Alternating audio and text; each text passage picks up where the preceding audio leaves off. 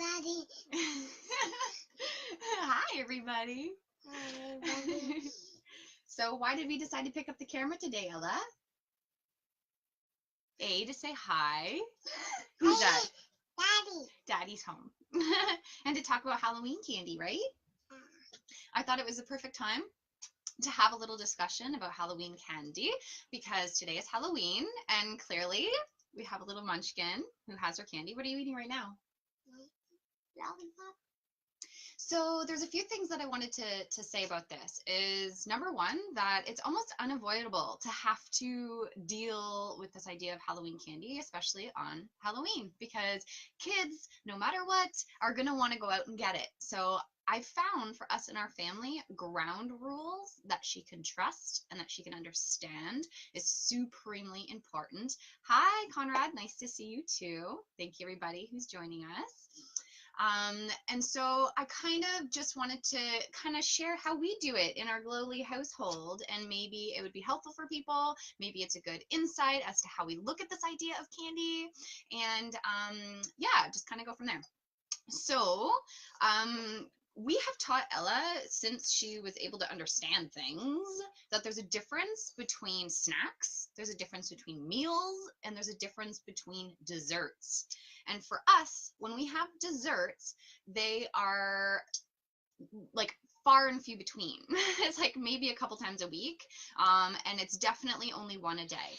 And so we classify candy, Halloween candy, as a dessert. It's a special treat. It's for a special occasion. It's not every day. It's not all the time, and it's specific times in the day. And so when would you normally get your lollipops, Ella? When do you normally get them? Do you get them for breakfast? No.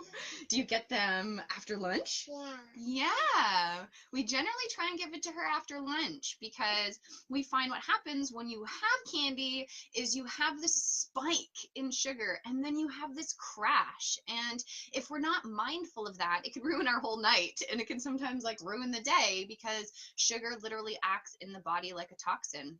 The body responds often negatively to it, especially if you have too much. If you have a little, not so much.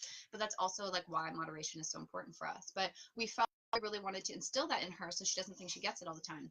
Doesn't mean she doesn't ask. I mean, when she's in this age of 3, she's constantly like, Mommy, Mommy, when do I get my candy? When do I get my candy? When do I get my candy? But when we make sure that Daddy's on the same page as Mommy and Mommy and Daddy are on the same page as Ella, it's smooth and it's an easy ride for us. So what we're going to do when she goes tonight to go out and get her candy, we literally are going to bring it home. We're all going to look through it. We divide it almost like in half. Like, here's some of the ones that are okay for Ella, and here's the ones that we don't want at all. We literally throw away most of her candy, and then she will generally get one candy a day, and that's it. And she gets to choose. So she goes through the bag, gets all excited, gets to choose her one candy, and we leave it at that. And then she feels like she got what she wanted. And, you know, over the next couple days, she'll have one a day. Generally by the 3rd or 4th day we go, okay, let's take a break and like let's not have a candy right now. And she's totally fine with it because we have learned that what we want to put in our body is things that nourish us and that are wholesome and give our body what it needs. And so when we ask ourselves, like, does candy give our body what it needs? The answer is definitely no. There's actually nothing that candy gives the body that it needs. It doesn't supply the brain with any energy. It doesn't supply the body with any energy. And I feel like this is really symbolic for anything that we want to bring into us. Like, whether it's the thoughts that we think, we want them to be nourishing and loving and wholesome and true. We want the food that we eat to be nourishing and wholesome and coming from like nature and earth and as natural as possible. Whereas, you know, candy is definitely not that. So this is all part of the education process. And I feel like this is what it's all about, is educating them on what food is for, how it reacts in the body. And we've actually like done those experiments with her. It's like, okay, you think you want this candy, you think you want this chocolate, then enjoy it, right? Like, have it. Let's just see what happens. And there's been on 2 separate occasions where Ella will eat the chocolate and she'll eat the candy, and then all of a sudden, a couple minutes later, she puts her hand on her belly and she goes, oh, Mommy, my tummy hurts. And it's like, yeah, because you had the candy. Do you notice that? And she goes, wow, mommy, I don't like candy. We're like, yeah, we don't like how candy feels in our tummy. But then there becomes this like disconnect because we like how it tastes on our tongue, but we don't like it how it feels in the belly. So we have this contrast, and it makes us make a decision. Like, what do I really want? Do I want this instant, immediate gratification of the candy on my tongue? Or do we want the long, sustaining feeling of how it feels in our body and what it's doing for our body? And I think that that's really important. Yes, it's so obvious, hard to imagine families struggle with this. Yeah, I know, but that's the thing, right? I think it comes back to also what we learned because like I've even realized like with my family, I have to instruct them on how it is that I view candy and how it is that we give candy to her because my mom's even said this idea of like, oh well, I'm her grandma, I'm meant to spoil her. And I kind of go, well, if we're running things through the filter of like what is loving and what is not loving, if what we're teaching is Ella to listen to her body and listen to how she feels and make decisions based on what's helpful and what's not helpful, if what we're teaching her are those main principles and you go against that and just let her have candy as much as she wants or give it to her without asking, then how is that helpful to her? How is that loving to her? And sometimes these discussions are really hard to have with people, but they're really, really important and really, really necessary because we are building the foundational blocks of her life experience on earth and like how she is seeing us interact with food and us interact with sweets and like how she notices how it feels in her body makes a tremendous difference. And actually my mom was flabbergasted the other day we were together because she holds out her hand with like a whole pile of rockets. She goes, Ella, would you like some? Ella comes over and she grabs one. My mom looks at me, she goes, she just grabbed one. I'm like, yeah, because that's all she wants or needs, right?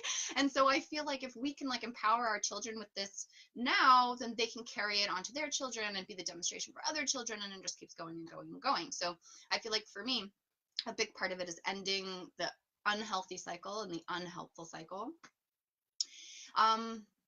Actually, the thought that just came to me is like a thought from the A Course in Miracles, of course, and it says, nothing I see means anything, right? And like we can apply that to candy because it's true, there's really no innate meaning in it except for the meaning that I give it.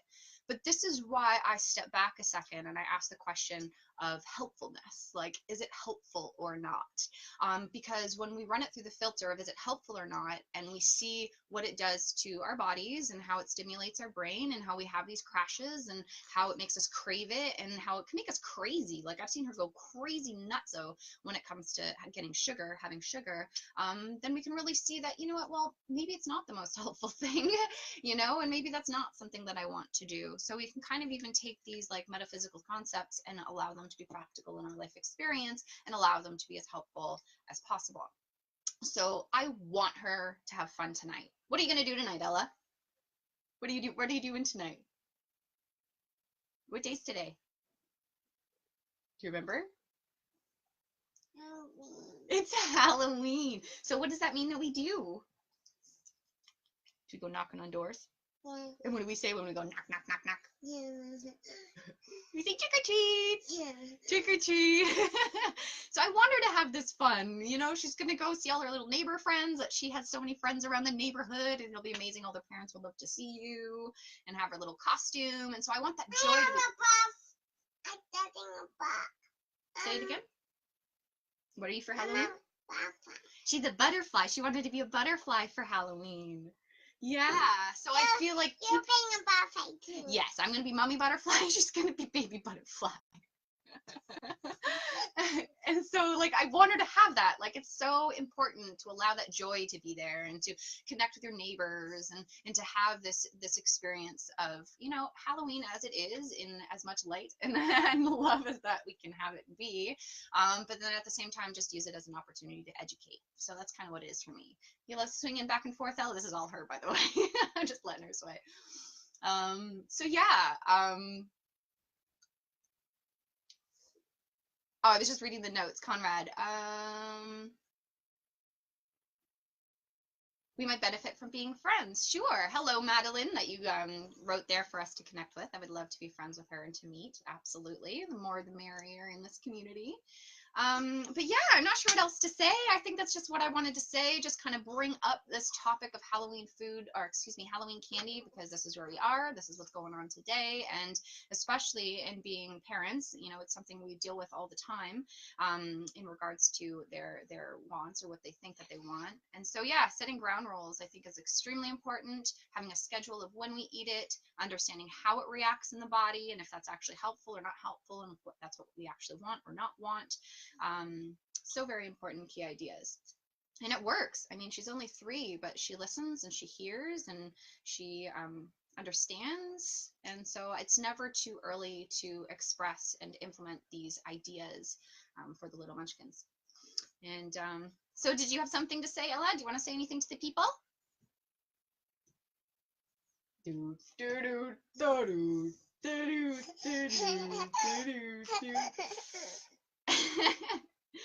So we had fun. Okay, thank you so much for joining us today here, Ella. Okay, have you had fun making this video with Mommy? Yeah. Yeah, me too. She walks around the house now going, "Hi, everyone!" She's like being made to communicate with the people, so it's awesome. Expressing our voices, huh? Yeah.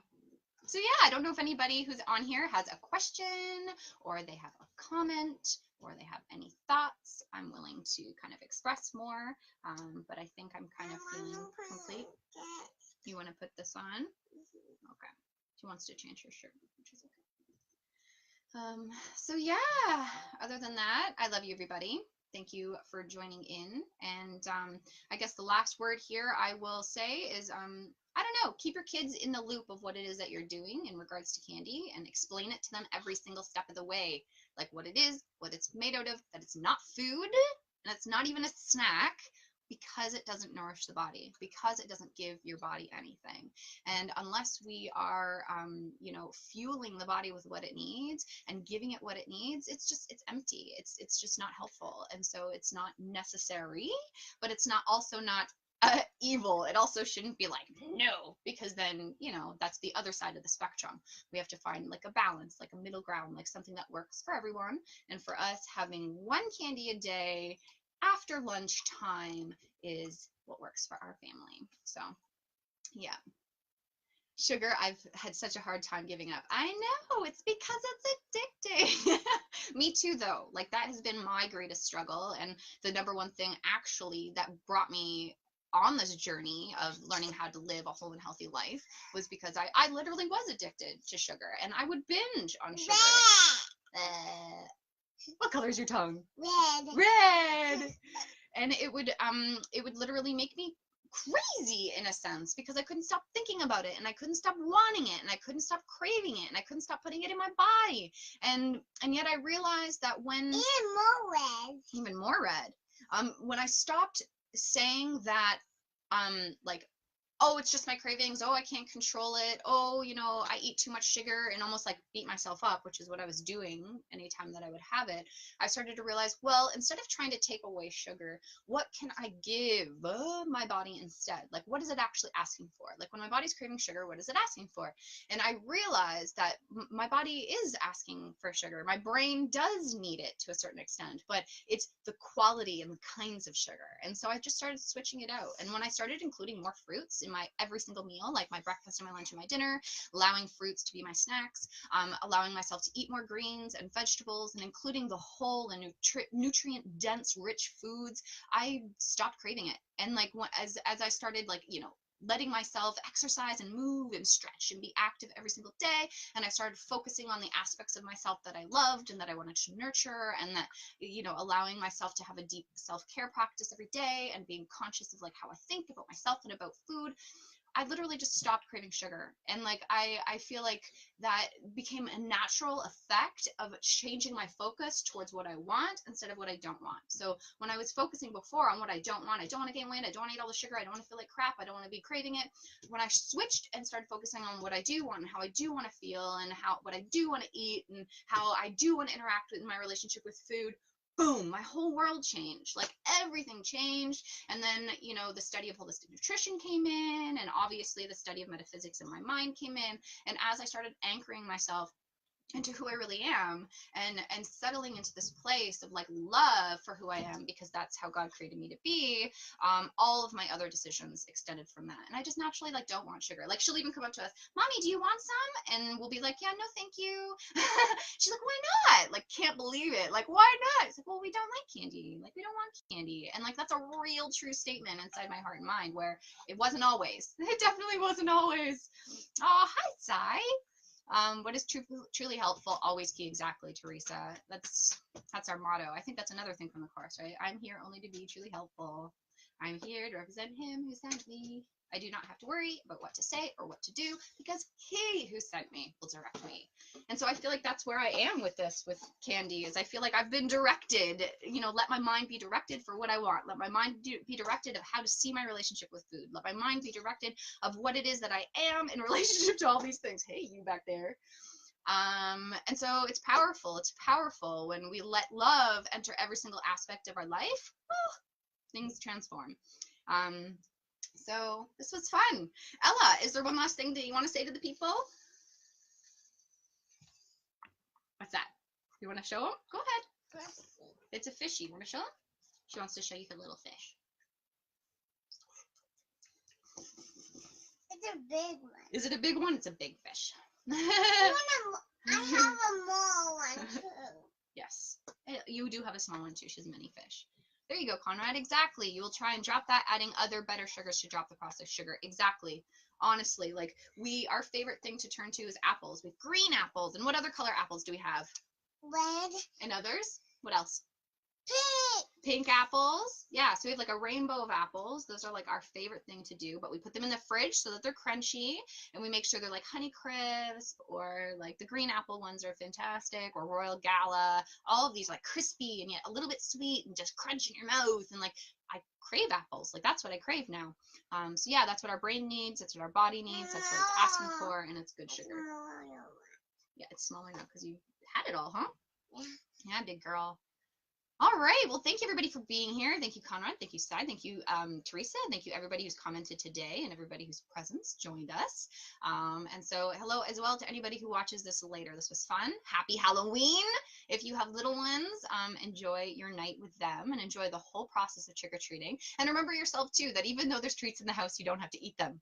Another thing, I save a little bit for her so she can have one every day, and I put a bunch in the freezer so that over the next couple of months, like I can make desserts out of them. And even though they're not the highest quality desserts, we'll still make a few things with them. It's fun for her.